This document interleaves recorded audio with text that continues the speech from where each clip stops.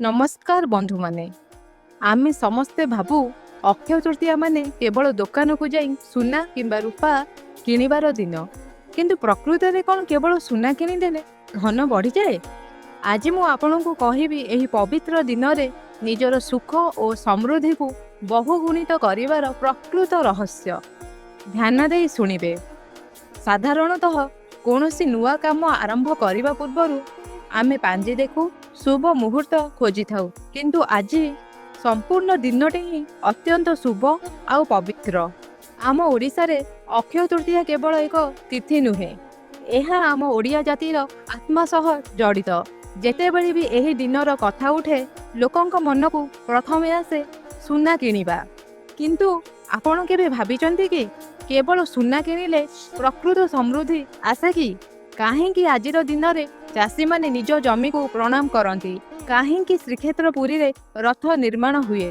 कारण यह केवल गोटे पर्व नुहे, यह हेउची शुभ आरंभ, अतुट भक्ति एवं अनंत आशीर्वादर दिन। अक्षय शब्दर अर्थ जहा केबे कमेनी, जहा केबे शेष हुएनी, जहा सबुबले बढ़ी चले। आजिर भिडियो रे आमे जानिबा परंपरार गभीर अर्थ, पौराणिक कहानीर रहस्य, चाषी विश्वास एवं आधुनिक दिनर स्मार्ट इन्वेस्टमेंट सबकिछु गोटे भिडियो रे शेष पर्यंत देखंतु, कारण शेषर गोटे प्रैक्टिकल सिक्रेट अच्छे। पुरी रे आजिर दिनरु श्री जगन्नाथଙ୍କ घोषयात्रा पई रथ निर्माण आरंभ हुए।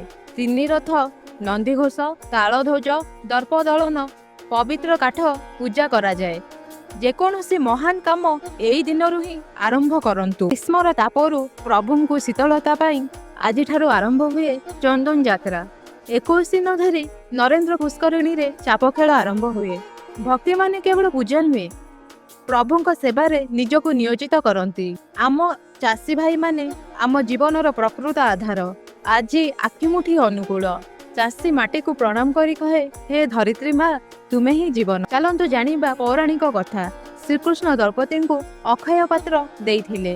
वनवास समय रे पांडव माने खाद्य संकट रे थिले, तेबे श्रीकृष्ण द्रौपदी को एक दिव्य पात्र देले, जहारु खाद्य केबे शेष हुएनी। यह अक्षयर अर्थ को प्रमाण करे प्रभुंकर अनंत दान और अनंत कृपा। महाभारतर लेखा मध्य एही दिन आरंभ होइथिला। महर्षि व्यासदेव कहूथिले एवं भगवान गणेश लेखुथिले।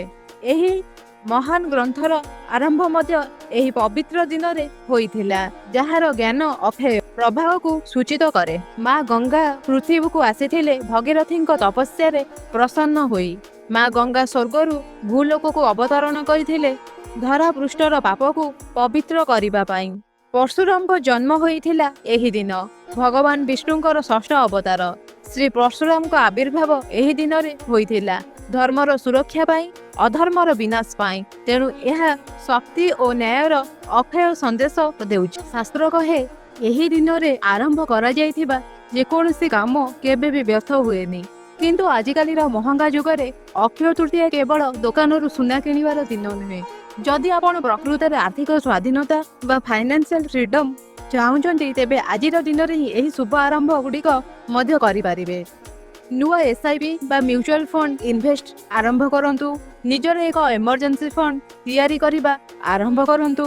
कोनोसी डिजिटल स्किल शिखिबाकू आरंभ करंतु, जेपरि कि यूट्यूब बा कंटेंट क्रिएशन। निज उपरे थिबा ऋण को शीघ्र सुझिबा पाई एक प्लान प्रस्तुत करंतु।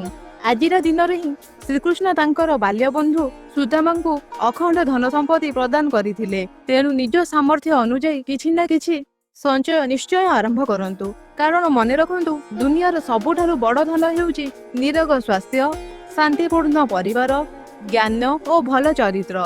आज संचय करिथिबा गोटे टंका काली आपणकर धन रे परिणत हबो। किंतु एसबुठारु आहुरी बड़ एवं शक्तिशाली इन्वेस्टमेंट गोटिए अछि, ता हेउची कर्म एवं पुण्यर इन्वेस्टमेंट। टंका पैसा तो आज अच्छे काली नहीं, किंतु आजिर दिन रे करा जाइथिबा दानर फल पुरुष पुरुष धरी अक्षय होई रही थाए। वर्तमान प्रचंड खरा चलीछि, तेणु एथर अक्षय तृतीया रे मोर गोटिए छोट अनुरोध रखिबे।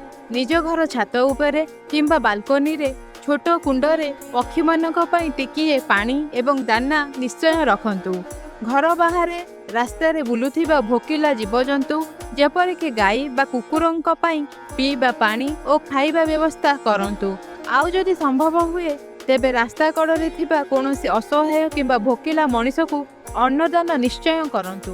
ବନ୍ଧୁମାନେ ମନେ ରଖନ୍ତୁ, ଯେତେବେଳେ ଜଣେ ଭୋକିଲା ମଣିଷର ପେଟ ପୂରେ କିମ୍ବା ଖରାରେ ଡହଳ ବିକଳ ହେଉଥିବା ଗୋଟିଏ ନିରୀହ ପଶୁପକ୍ଷୀ ଟୋପାଏ ପାଣି ପିଇ ଶାନ୍ତି ପାଏ ନା, ସେତେବେଳେ ତାଙ୍କ ହୃଦୟରୁ ଯେଉଁ ଆଶୀର୍ବାଦ ବାହାରେ ତାହା ସିଧା ଭଗବାନଙ୍କ ପାଖରେ ପହଞ୍ଚେ। ଆଉ ସେହି ଆଶୀର୍ବାଦ ଆପଣଙ୍କ ଘରକୁ ଏତେ ସୁଖ, ଶାନ୍ତି ଓ ସମୃଦ୍ଧି ଆଣିଦେବ ଯାହା ଆପଣ କଳ୍ପନା ମଧ୍ୟ କରିନଥିବେ। ଏହା ହିଁ ହେଉଛି ଜୀବନର ପ୍ରକୃତ ଅକ୍ଷୟ ଧନ। ତେଣୁ ଏଥର ଅକ୍ଷୟ ତୃତୀୟାରେ କେବଳ ନିଜ ପାଇଁ ନୁହେଁ, ଅନ୍ୟମାନଙ୍କ ପାଇଁ ମଧ୍ୟ କିଛି କରିବା। ଆସନ୍ତୁ ଏକ ନୂଆ ଆରମ୍ଭ କରିବା। ଆପଣମାନେ ଏହି ଭଲ କାମ କରିବା ପାଇଁ ସଂକଳ୍ପ ନେଉଛନ୍ତି କି ନାହିଁ ମୋତେ କମେଣ୍ଟ ବକ୍ସରେ ହଁ ବା ୟେସ୍ ଲେଖି ନିଶ୍ଚୟ ଜଣାନ୍ତୁ ଏବଂ ଚ୍ୟାନେଲକୁ ଲାଇକ୍, ସେୟାର ଆଣ୍ଡ ସବସ୍କ୍ରାଇବ୍ କରନ୍ତୁ। ଜୟ ଜଗନ୍ନାଥ।